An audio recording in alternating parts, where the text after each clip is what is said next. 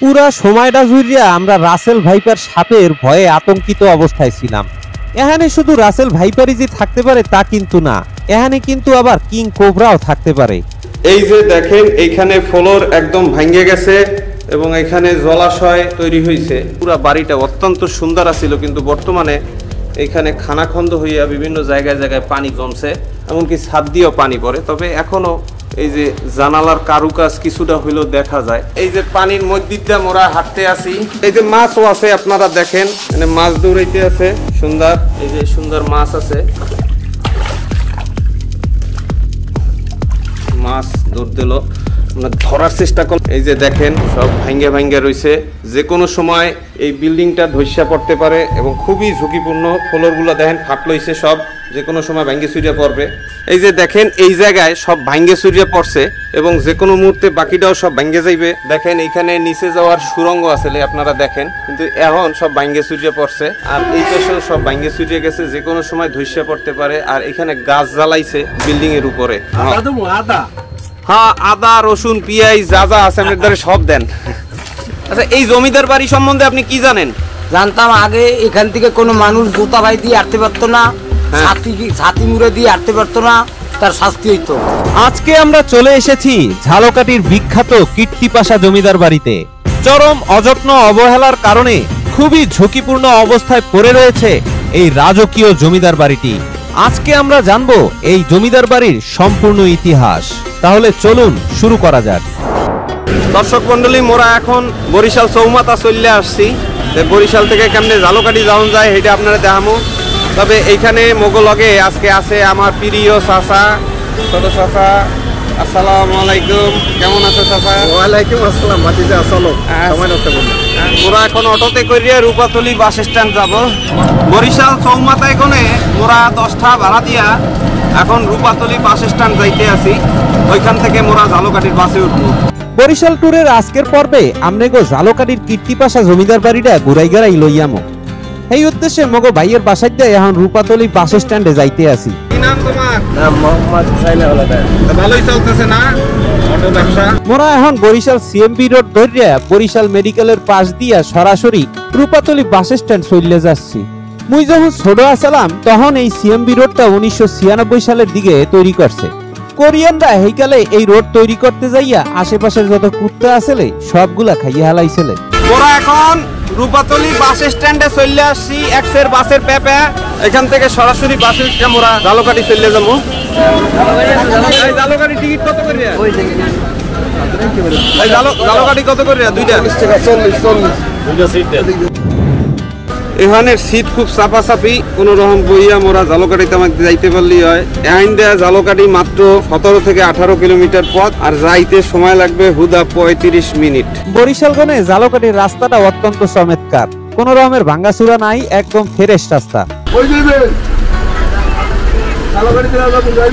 আর ঝালকাঠি আর বরিশাল হলো গলাগলি শহর, এই মানে চেক দিলেই চলে যাওয়া যায়। ঝালকাঠি শহরটাও অনেক ছোট একটা শহর, মোটামুটি 1 ঘন্টার মধ্যে আপনারা ঘুরে ফিরে দেখতে পারবেন। মোরা এখন মূল ঝালকাঠি শহরে যাবো না, এর আগে কীর্তিপাশা জমিদার বাড়িতে এখনের লেগে নেমে যাবো। অবশেষে মোরা ঝালকাঠি চলে আসছি। এখন মোরা বাসে কোনে নামতে আছি। মোরা এখন 10 টাকা করে ভাড়া দিয়ে কলেজ রোড যাইতে আছি। কীর্তিপাশা পর্যন্ত ভাড়া হইলো 20 টাকা। ঝালকাঠি মেইন শহরের কুল দিয়েই একটা সুন্দর নদী প্রবাহিত হয়েছে। পুরা শহরের চারপাশেই খালি নদী আর নদী। মোরা আইসগো আর ঝালকাঠি শহরটা ঘুরিয়ে দেখবো না, মোরা সরাসরি চলে যাবো এখানকার বিখ্যাত কীর্তিপাশা জমিদার বাড়ি, যাহার আন্ডারেই ছিল এই পুরা রাজত্ব। অনেক প্রতাপশালী জমিদার আছিলেন তিনি। মোরা কলেজ মোড় চলে আসছি। এখন এখানে কোনে আবার আলাদা অটো লইয়া মোরা কীর্তিপাশা যাবো। এখানে মোরা একটু চা খামো। চা হইবে? 2টা চা দেন সুন্দর করে, লাল চা। এই চা হইলো হুদা ফাটকি, খালি গরম পানি আর কাঁচা পাতি দিয়ে বানাইতে আছে। দেন এদিকে দেন। মোরা এখন কলেজের মোড়ে চা খাইতে আসি।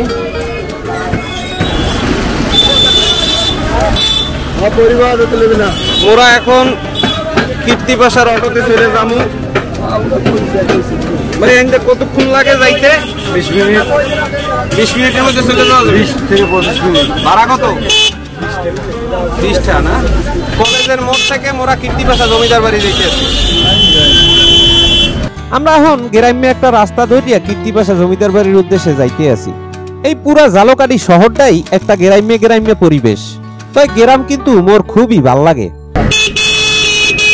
কীর্তিপাশা জমিদার বাড়িটা জালকাঠি মূল শহর থেকে মাত্র 4 থেকে 5 কিলোমিটার উত্তর পশ্চিম দিকে অবস্থিত। মোরা এখন এই দিকেই অটো লইয়া ছুটতে চলতে আছি। মোরা অবশেষে কীর্তিপাশা জমিদার ভাঙ্গাচুরা বাড়িতে চলে আসছি। এইটাই হচ্ছে সেই ভাঙ্গাচুরা কীর্তিপাশা জমিদার বাড়ি। তাহলে মনু তাহলে থাকো, হ্যাঁ খুব ভালো লাগলো, তুমি খুব ভালো চালাও।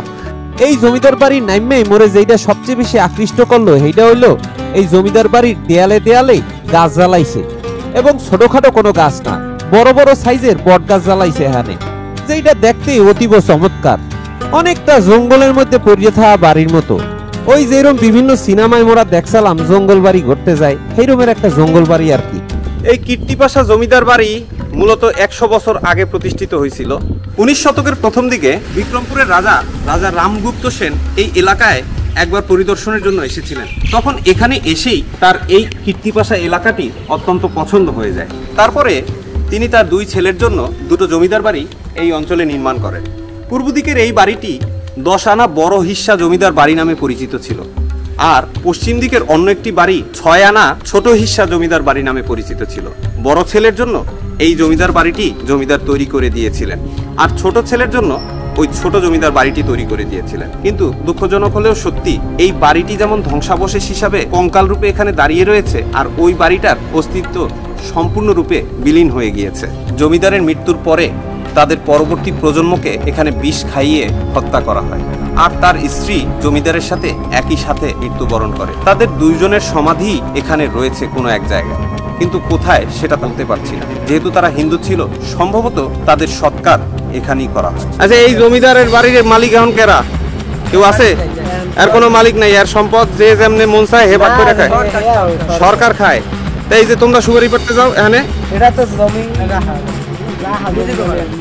জমিদার বাড়ির ভিতরে প্রবেশ করার আগে এখানে আবার চা খাওয়ার লেগে একটা দোকানের দিকে আসলাম, কারণ চায়ের দোকান মানেই হলো আড্ডা, আর এই আড্ডা স্থল থেকে অনেক তথ্যই আদায় করা যায়।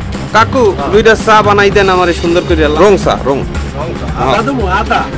হ্যাঁ, আদা রসুন পেঁয়াজ যা যা আছে আপনার ধরে সব দেন। আচ্ছা, এই জমিদার বাড়ি সম্বন্ধে আপনি কি জানেন? জানতাম আগে এখান থেকে কোনো মানুষ জুতা ভাই দিয়ে আটতে পারতো না, ছাতি মুড়ে দিয়ে আটতে পারতো না, তার শাস্তি হইতো। আর তাদের মাইয়া পোলা যারা এনে চাকরি করতো, তাদের মাইয়া পোলারা চাকরি করতে পারতে না, পড়তে পারতে না, তাদের আন্ডারে কাজ করা লাগতো। ও, তাদের আন্ডারে জোর করে কাজ করা লাগতো, কাজ করাইতো। আর ওনারা কি দিত না। আসলে বাংলাদেশের প্রত্যেকটা চাকচিক্যময় জমিদার বাড়ির পিছনেই রয়েছে একটা কালো অধ্যায় এবং একটা কালো ইতিহাস। তবে অত্যাচারীর অত্যাচার যে বেশি দিন টিকে থাকে না, তা এই জমিদার বাড়িগুলা দেখলেই বোঝন যায়। আইজগো এখানে একটা কুত্তাও আপনারা খুঁজে পাইবেন না, অথচ এইসব জায়গায় এক সময় কত জাঁকজমকপূর্ণ আসলে। সারাদিন কত মানুষজন এখানে কাম করতে, আর জমিদাররা ব্যস্ত থাকতেন গরিব শরীফ সমস্ত কৃষকের কাজে খাজনা উড়ানের তালে। এইসব খাজনা উড়াইনা নিয়েও তাদের চলতো নানা রকমের অত্যাচার। মোট কথা, অত্যাচার ছাড়া এইসব জায়গা দিয়ে আর কিছুই খুঁজে পাওয়া যাইতো না।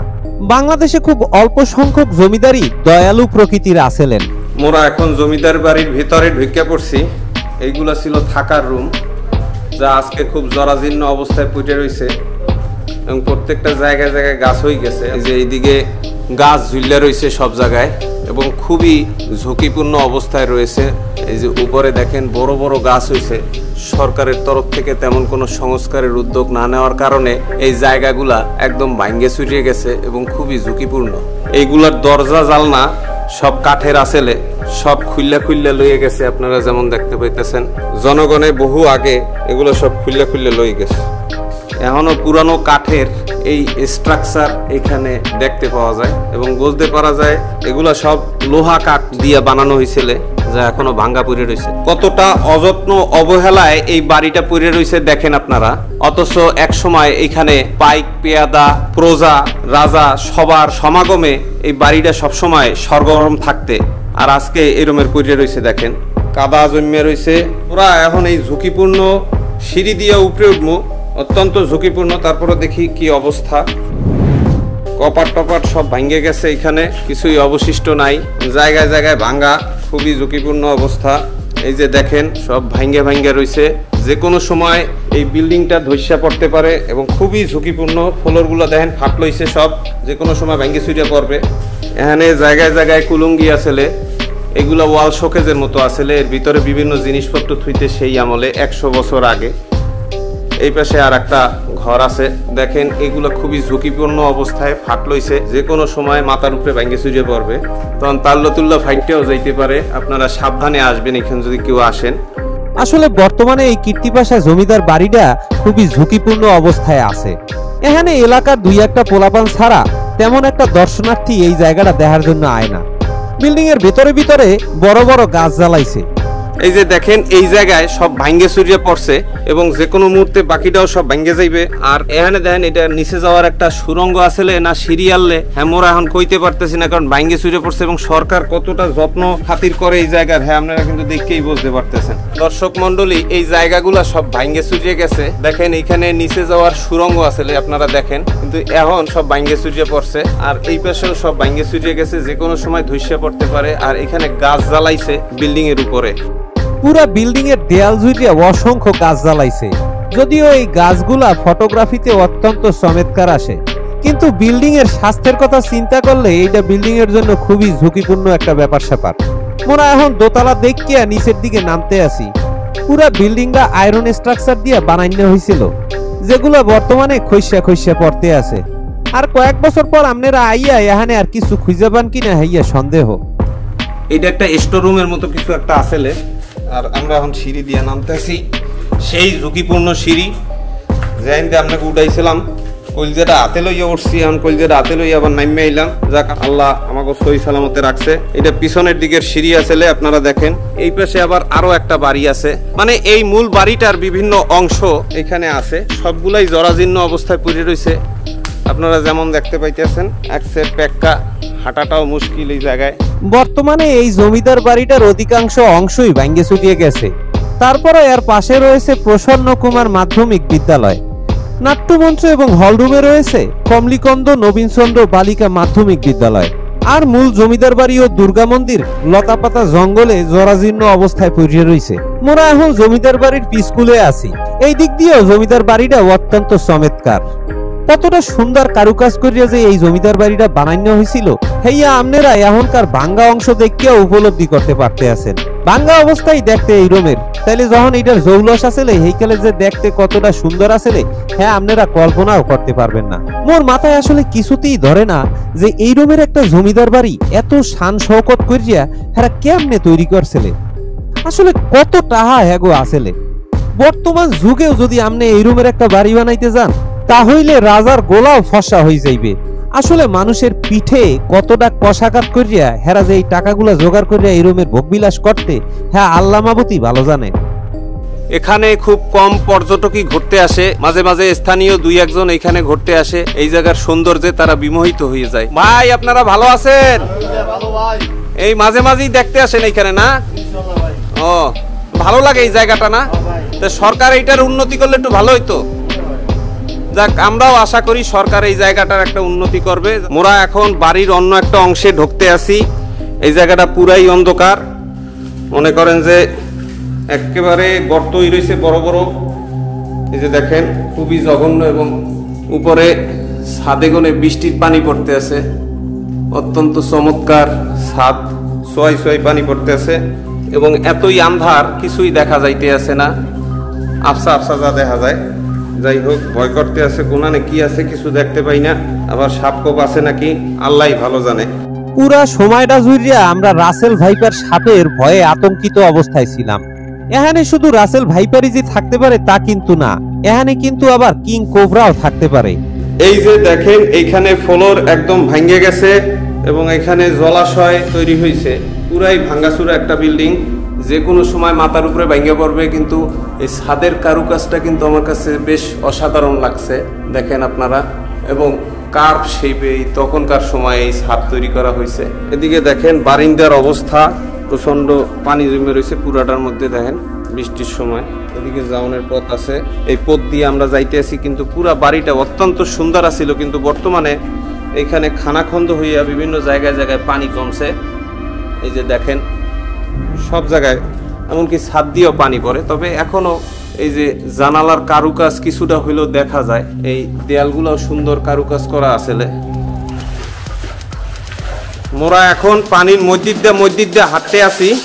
আপনারা দেখেন এই যে পানির মসজিদ দিয়ে মোরা হাঁটতে আসি, কেমন অবস্থা একটা রাজবাড়ির মধ্যে। এই যে মাছও আছে, আপনারা দেখেন এখানে মাছ দৌড়াইতে আছে সুন্দর, এই যে সুন্দর মাছ আছে, মাছ ধরতে দিল। ধরার চেষ্টা করলাম কিন্তু ধরতে পারলাম না, এই চলে গেছে।